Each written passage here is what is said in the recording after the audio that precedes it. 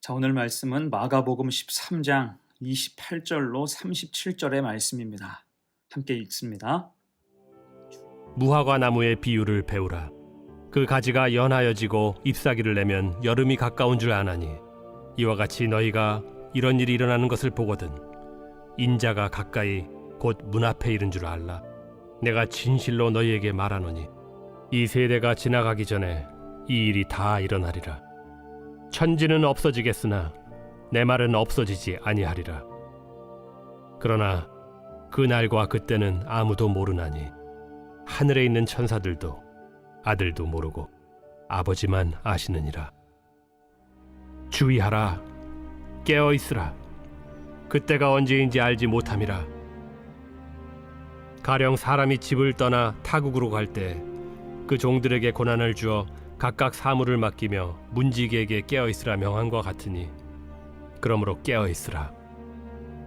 집주인이 언제 올는지, 혹 저물 때에 일는지, 밤중에 일는지, 다굴 때 일는지, 새벽 일는지 너희가 알지 못함이라. 그가 호련히 와서 너희가 자는 것을 보지 않도록 하라. 깨어 있으라. 내가 너희에게 하는 이 말은 모든 사람에게 하는 말이니라. 주의하라, 깨어 있으라 라는 제목으로 말씀 증거합니다. 우리가 보고 있는 마가복음은 주님에 대한 최초의 기록이에요. 이때 1장 1절이 굉장히 의미가 있다고 했죠. 하나님의 아들 예수 그리스도의 복음의 시작이라. 아멘. 짧지만 정확하고 강력한 진리를 확신하면서 선포하지요. 구원은 오직 주님께 있다는 거예요. 근데 이 사실을 당시 유대인들은 받아들이기가 쉽지 않았습니다. 그들에게는 모세 오경이 전부였죠. 율법, 그것만이 내 세상이라고 생각했습니다. 그래서 그 앞에서 주님께서 말씀을 주시고 이적을 보여주셔도 전혀 감을 잡지 못했어요. 심지어 제자들도 복음이 온전히 심어진 상태가 아니었죠. 그들 역시 율법주의가 판을 치는 세상에 너무 익숙해져 있었기 때문입니다. 그래서 복음을 들어도 미래와 소망을 말씀해 주셔도 이해 못하기 일쑤였습니다. 순환과 죽음 이야기를 했을 때 그들은 3번이나 딴소리, 딴짓을 했었죠. 이에 주님은 십자가에 달리기 직전까지도 복음을 전하셨고 말씀을 심어 주셨어요. 자, 그런 의미에서 오늘 본문은 종말의 시대, 타락한 어둠이 가득한 세상을 사는 성도에게 주시는 귀한 말씀이에요. 어제 말씀과 괴를 같이 하여 악한 세상 그 속에 익숙해지고 동화될 것이 아니라 구별하고 분별하여서 소금과 빛으로 살 것을 강조하시는 의미입니다. 그렇다면 우리는 성도, 하나님의 백성으로 이 땅에서 어떻게 살아야 될까요? 2가지로 생각해 봅니다. 첫 번째, 시대의 악함을 분별해야 됩니다. 여러분, 사람은 기본적으로 분별의 능력이 있어요. 징후, 낌새를 파악할 수 있습니다. 자, 그런 의미에서 오늘 주님은 28절에서 사람이 지닌 감각의 기본에 대해서 말씀해 주시죠. 무화과 나무의 비유를 배우라. 그 가지가 연하여지고 잎사귀를 내면 여름이 가까운 줄 아나니. 자연의 변화만 보고도 시기와 계절, 날씨를 사람은 분별할 수 있다는 것입니다. 자, 주님께서 이 말씀을 왜 하실까요? 사람이 어렵지 않게 자연의 이치를 파악할 수 있듯이 믿음으로 시대의 악함도 구별할 수 있다는 것입니다. 다른 말로는 그것을 제대로 하지 못하니 지금 문제라는 그러한 뜻이에요. 그렇다면 성도가 왜 시대의 악함을 제대로 구별하지 못하고 오히려 동화되어 살아갈까요? 그것은 믿음이 옅어지고 이완되어서 또한 거기에 편승해서 악한 마귀가 깊숙이 개입하고 미혹하기 때문입니다. 자, 이에 성도된 우리가 어떻게 살아야 될까요? 우리의 시선을 주님께 고정해야 됩니다. 영적인 안테나를 바로 세워야 돼요. 악한 마귀의 미혹에 빠지지 말고 그것이 조장하는 악한 것에는 눈길조차 주지 말아야 됩니다. 그래서 주님께서 말씀하세요. 29절, 이와 같이 너희가 이런 일이 일어나는 것을 보거든 인자가 가까이 곧 문 앞에 이른 줄 알라. 아멘. 너희가 이런 일이 일어나는 것을 보거든. 곧 같은 것을 보아도 주님의 시선으로 바라볼 때 주님의 뜻을 혹은 악한 것을 분별할 수 있어야 한다는 것입니다. 그냥 대충 넘어가지 말고 주님의 뜻을 읽어내고 믿음으로 단속할 때 악한 것에 절대로 동화되지 않는다는 거예요. 신기루 같은 악한 것들의 미혹이 아니라 하나님 말씀은 더 선명하게 보이기 때문입니다.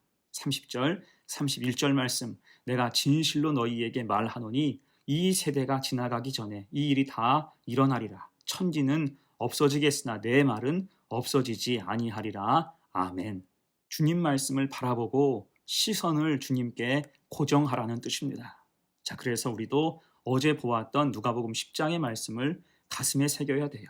제자들을 돌아보시며 조용히 이르시되 너희가 보는 것을 보는 눈은 복이 있도다. 아멘. 분명한 영적인 시선, 영적인 눈이 있어야 한다는 것입니다. 주님을 향한 영적인 안테나를 높이 세워야 돼요. 그래서 세상과 섞여 살아도 동화되어 사는 것이 아니라 믿음으로 악한 시대를 분별하여 주님의 뜻으로 살아갈 수 있는 성도가 되시기를 간절히 축원합니다. 아멘. 두 번째예요. 악한 것에 동화되지 않는 법. 두 번째, 지금 깨어 있어야 한다는 것입니다. 여러분, 교회의 역사는 곧 이단과의 투쟁의 역사지요. 이때 교회 역사 속에서 가장 많은 이단은 두 가지 교리 때문에 나타났어요. 하나는 성령론입니다. 성령의 역사는 보이지 않는 역사이기 때문에 이것을 이용하며 악한 사람들은 이것을 가지고 눈속임하려고 하는 시도가 참 많았습니다. 최초의 이단이라고 불리는 사람이 사도행전 8장에 나오는 시몬이지요. 그는 사마리아 땅에 뿌리내린 터줏대감이었습니다. 오랜 시간 마술로 사람들의 눈과 귀를 사로잡았지요. 그래서 빌립과 베드로의 성령 충만과 그 능력을 볼 때 그것을 기술로 인식해서 돈을 주고 사려고까지 했었습니다. 이게 그들의 본성인 셈이에요. 어떻게든 얻고 싶은 거죠. 당연히 그래서 이후의 행보 역시 성령의 역사를 카피하고 왜곡하여서 비슷한 것으로 거짓과 술수를 발휘하게 됐습니다. 자, 또 하나는 종말론이에요. 대부분 이단은 종말론에 기생합니다. 우리가 어제도 알아본 것처럼 종말에 대한 확실한 믿음, 종말신앙은 굉장히 중요해요. 그로 인해서 성도는 영적인 긴장감을 갖게 되고 순결한 믿음을 지키며 영원한 하나님 나라를 소망하게 됩니다. 하지만 이단은 이것을 빌미로 종말의 때를 특정해서 성경을 왜곡하고 사람을 휘어잡고 조종하려고 해요. 위기감을 조성하고 욕망을 부채질하며 악한 생각으로 그 마음을 쥐락펴락하는 것입니다. 자, 왜 이렇게 됐을까요? 이것은 아까 드렸던 말씀과 반대의 상황이 되었기 때문이에요. 시선의 왜곡으로 인해서 악한 것들을 추종하니 영적인 기반이 한없이 취약하기 때문입니다. 그래서 자꾸 휘둘리고 종속되는 거예요. 그들은 마치 안대를 쓰고 달리는 경주마와 같이 된 것입니다. 여기서 악한 마귀 마부는 경주마의 시야를 가리죠. 옆을 보지 못하게 하고 앞만 보고 뛰게 시키는 것입니다. 이단에 빠진 사람들이 그렇습니다. 눈이 있어도 보지 못하고 가슴이 있어도 느끼지 못하고 머리가 있어도 생각하지 못해요. 그렇게 실컷 이용되다가 버려지고 마는 거예요. 악한 것에 소모품이 되는 것입니다. 하지만 우리는 걱정할 필요가 없습니다. 왜요? 우리는 빛 되시는 주님이 함께 계시기 때문이에요. 사실 어두움, 아무리 어두운 흑암도 실은 별것 아닙니다. 빛 한 줄기면 상황이 끝이 나요. 바로 어둠은 소멸됩니다. 그것이 예수 그리스도의 의미인 줄로 믿습니다. 31절, 32절 보세요. 천지는 없어지겠으나 내 말은 없어지지 아니하리라. 그러나 그 날과 그때는 아무도 모르나니 하늘에 있는 천사들도 아들도 모르고 아버지만 아시느니라. 아멘. 여러분, 이것이 종말에 대한 오피셜이에요. 주님의 공식 입장입니다.